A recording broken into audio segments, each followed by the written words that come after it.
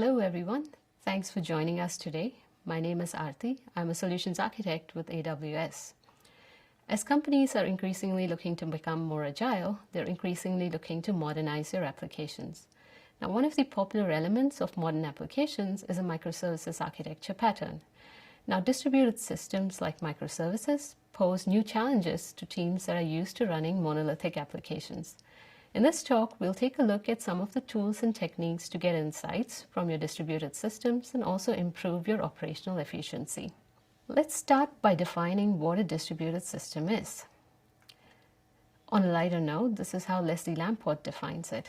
So Leslie is an American computer scientist who was awarded the Turing Award in 2013 for the work he's done in the field of distributed systems. So he's been involved in developing many popular algorithms, formal models, and protocols for distributed systems. A good example is the Paxos algorithm for consensus. So Leslie says a distributed system is one in which the failure of a computer you didn't even know existed can render your own computer unusable.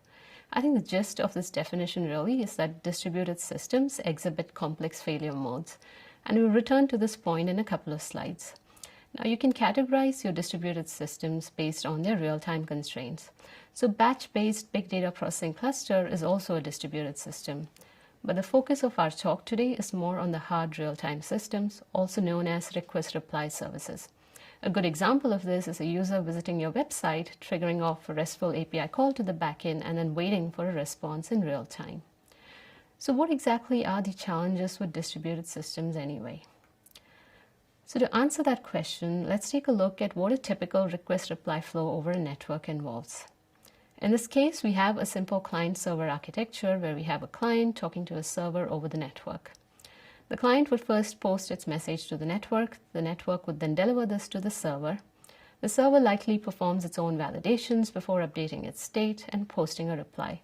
The reply is then delivered to the client would then validate this reply and update its state. So there are 8 different steps here for just a single request-reply flow over the network. Now this introduces a few unique challenges. The first is that there are many permutations of failures.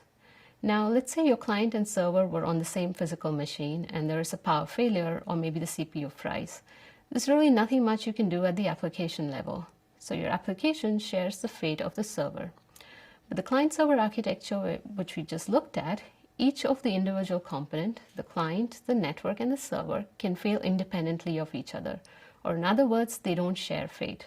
So you can imagine in a microservices architecture where each microservice is a distributed system in itself, there are going to be many possible ways in which the system can fail. It's very hard to test every possible failure scenario. The second challenge is that distributed systems have to handle unknown network operations. Let's say a client does not receive a reply from the server. This could be because the server has crashed, or maybe the message failed validation, or maybe there was a network glitch and the response was lost. What should the client do in situations like this? Should it retry? Are there going to be any side effects of retrying? How many times should it retry? The third problem is that distributed bugs often don't show up long after they've been deployed to production, and they also tend to spread very quickly through the system. To illustrate these last 2 points, I'm going to take the example of a site-wide failure of Amazon.com due to a problem with the remote catalog service. Now, the remote catalog service had multiple servers behind a load balancer, and one of these servers ran out of disk space. Because this condition was not handled properly, the server was returning an empty response instead of an error message. Now, the load balancer did not notice that the responses from the server were 0 length. However, it did notice that these responses were lightning fast. So it directed a bulk of the traffic to this one server, and this aggravated the situation and then brought down the entire site. So the mitigation here was, of course, to remove the problematic server from service, do a root cause analysis, and fix the problem. So now that we've seen what the challenges with distributed systems are, how do we go about addressing them? Through observability. So if you look up Wikipedia for observability, it will tell you that in control theory, observability is the measure of how well you can infer the internal state of a system based on your knowledge of its external outputs. Or observability and controllability are mathematical duals. What that means is the better your observability, the more control you have over the system.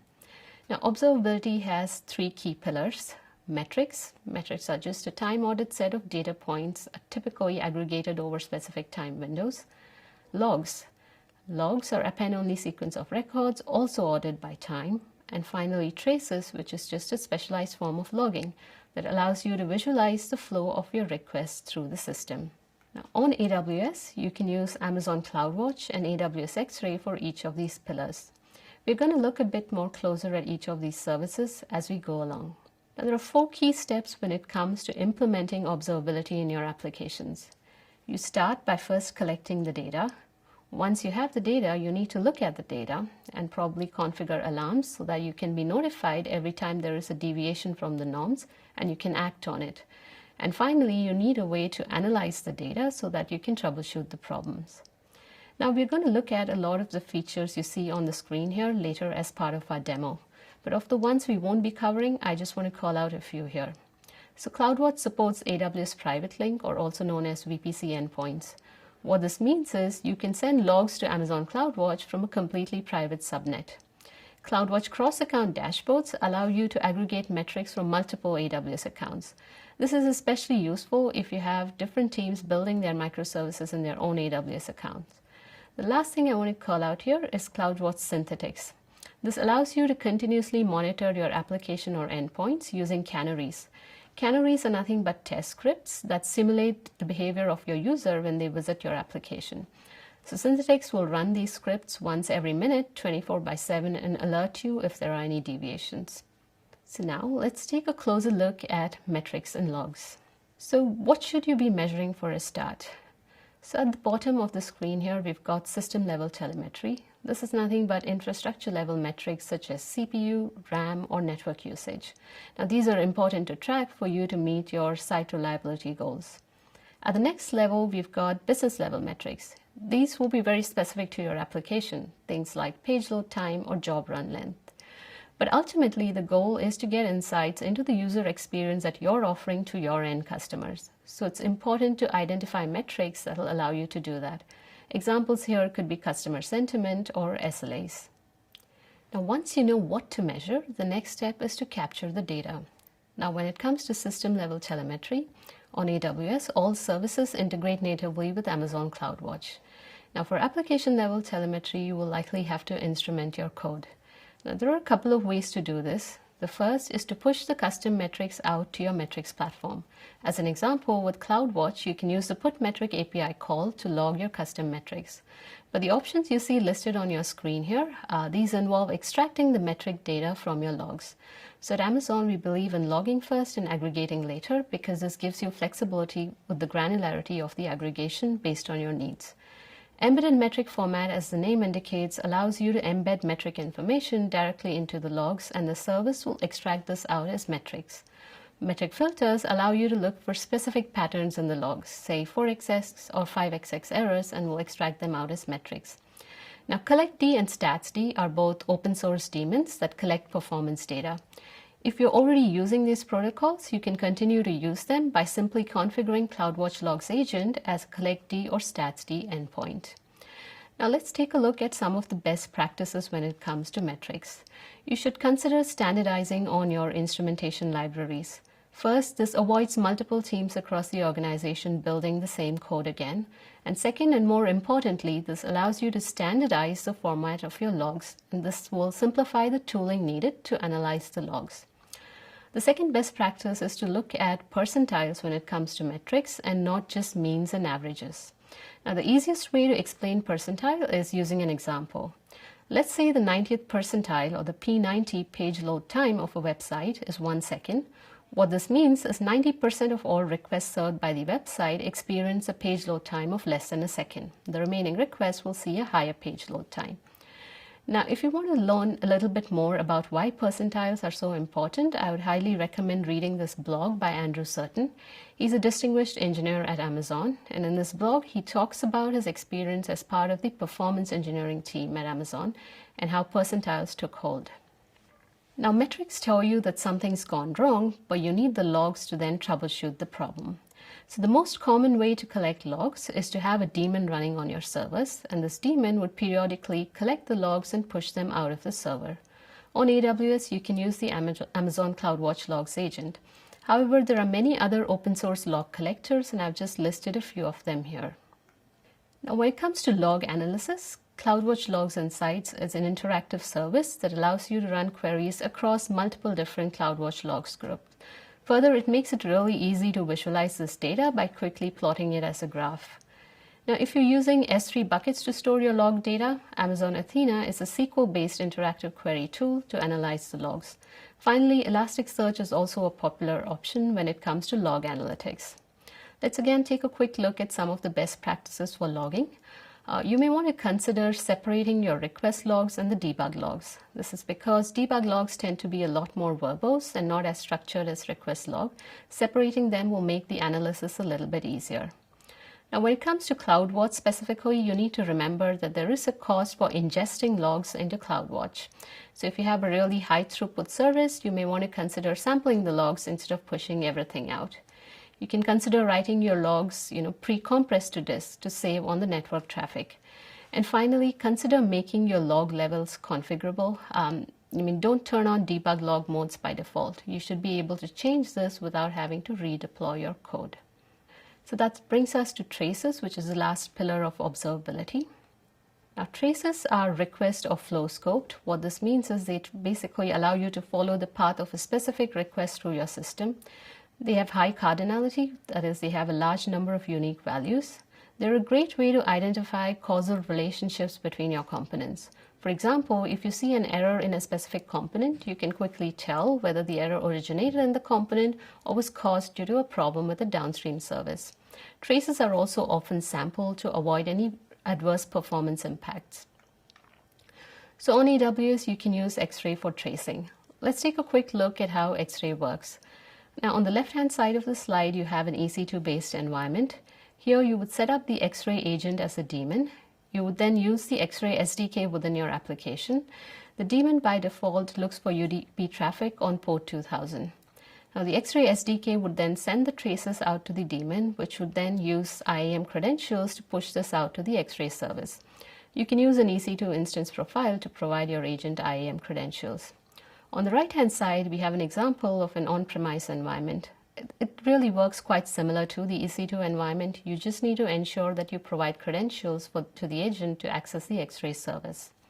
Now, if you were using containers in an EC2 launch mode, you can run the X-ray agent as a daemon set. With a Fargate launch mode, you would just set it up as a sidecar.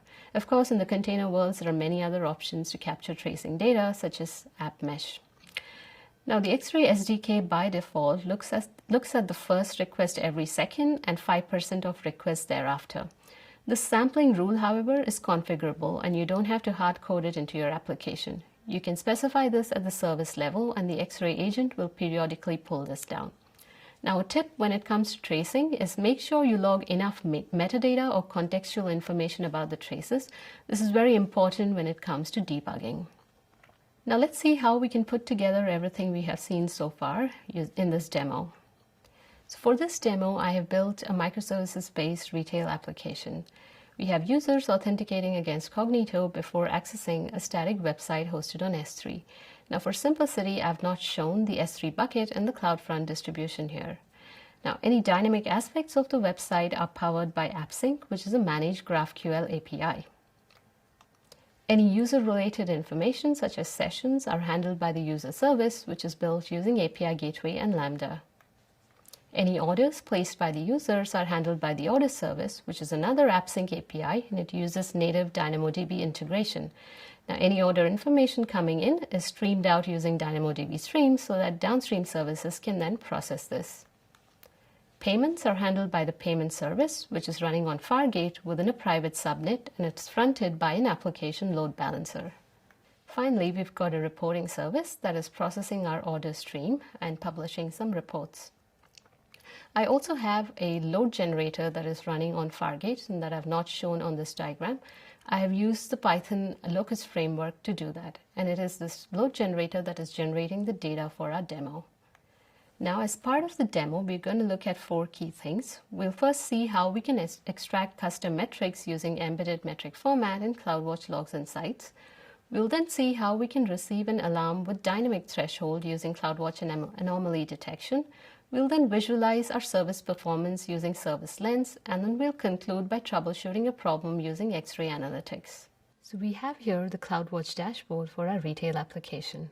But before we dive into the metrics, I'm going to first simulate an error with our payment service so I can show you how to troubleshoot this. Now our payment service is a simple Flask application. Let's say it has a dependency on a third-party payment gateway. We're going to simulate the error here by introducing a random sleep between 7 to 9 seconds before raising an exception. Now I've already built this into a new Docker image, tagged it as error, and pushed it out to ECR. What I'm going to do next is head over to the CloudFormation template for my payment service, and I'm going to update the task definition to pick the new version of the Docker image.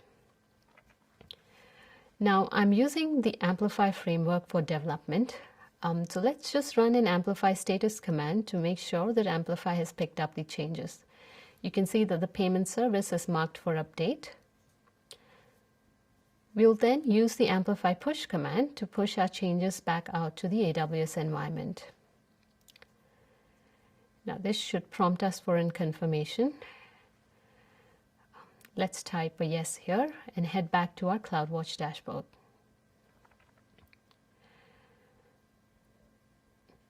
So let's take a quick look at the metrics first. So we are tracking here the number of orders that are coming in. We're also looking at the revenue. We are tracking the P99 of the end user latency. We're getting some insights into order categories. We're tracking all of our user sessions.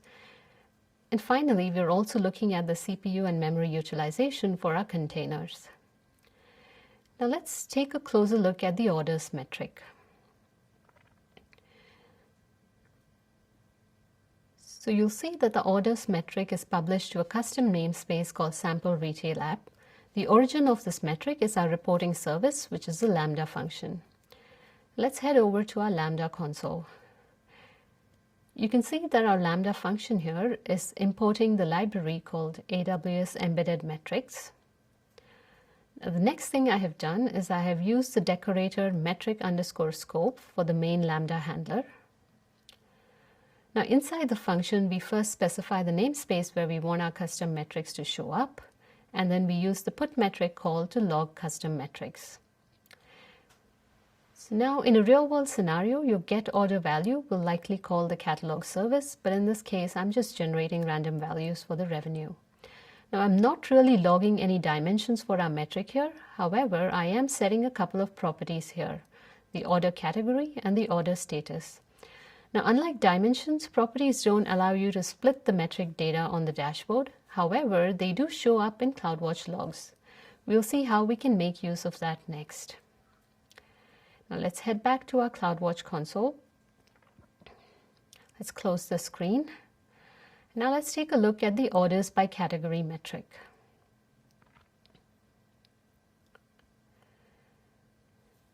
You'll see that we are generating this metric by running a CloudWatch logs insights query.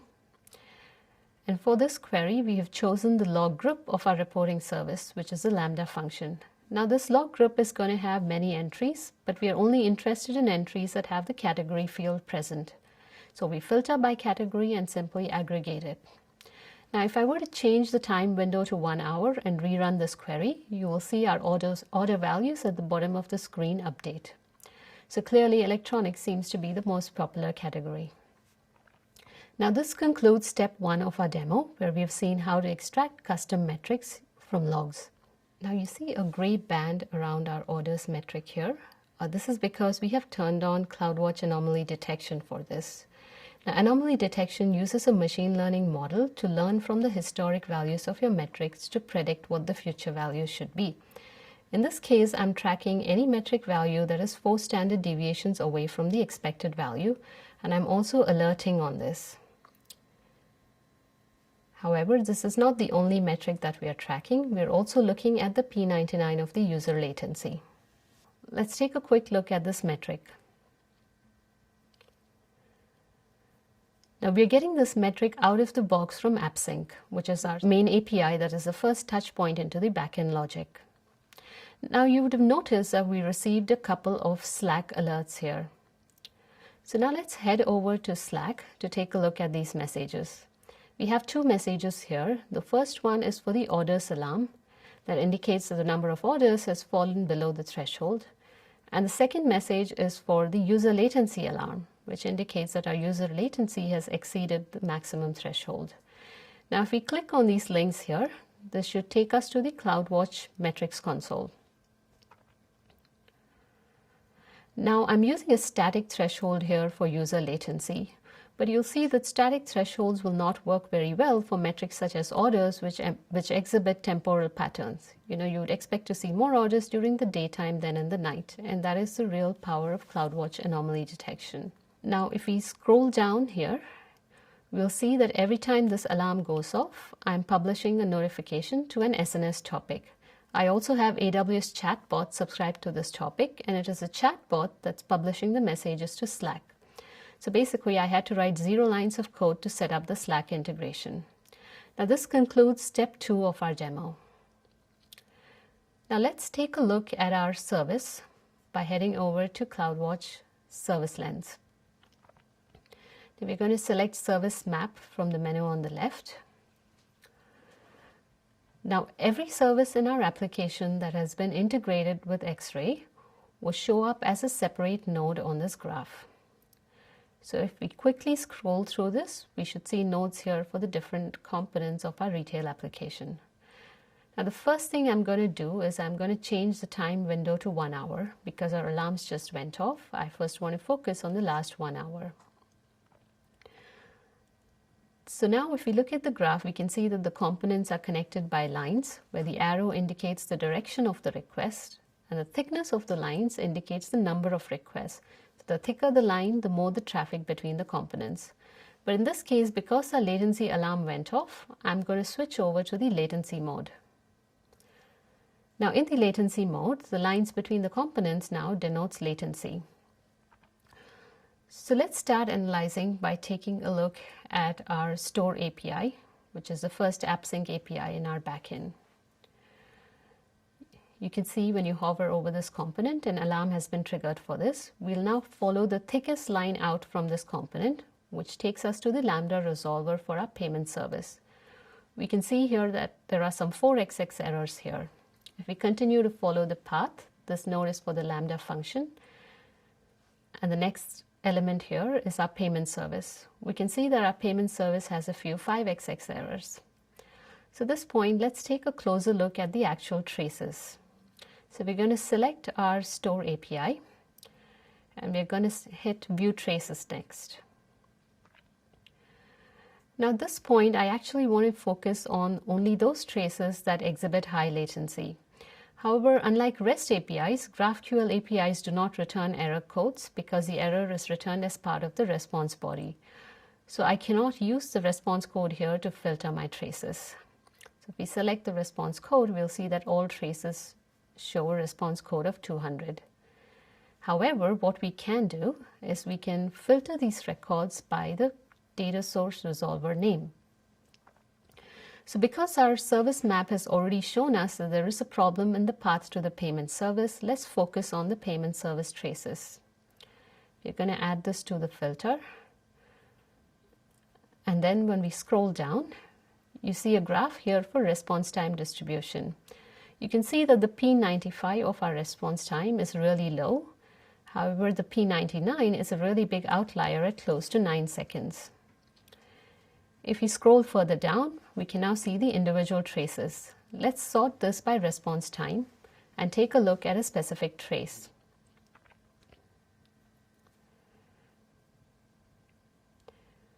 Now if we scroll down here, you can see that our end-to-end trace is split into different segments, where each segment denotes a specific AWS service.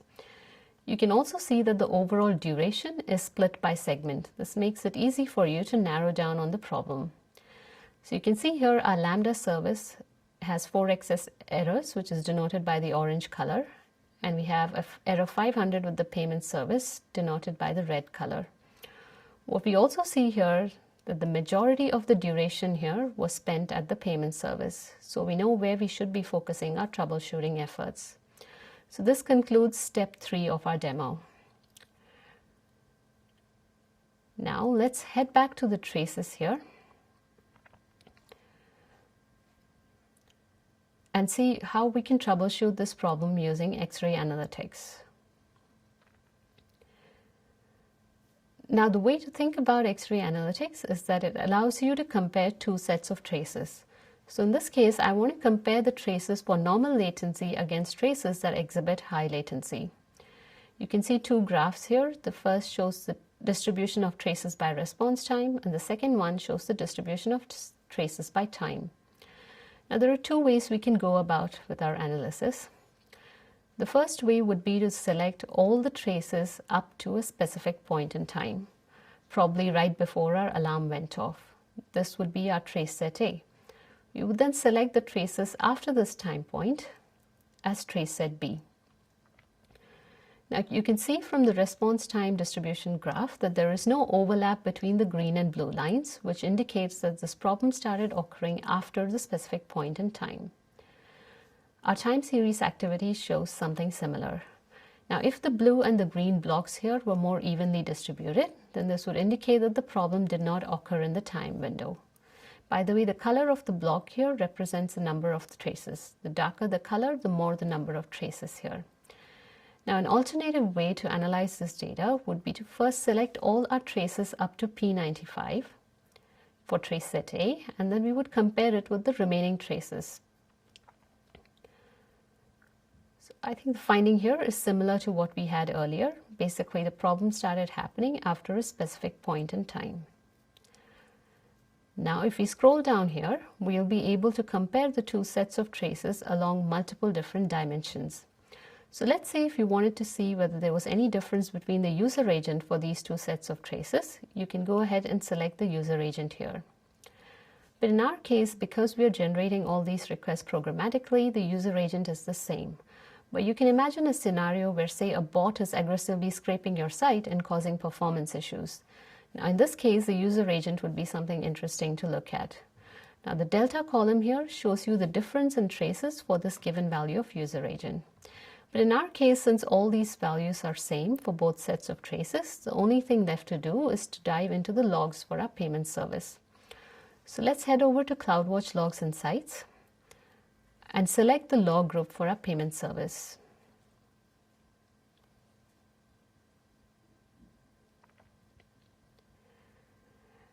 Now next, we are going to filter the logs to only look at those log entries which have an error in their message.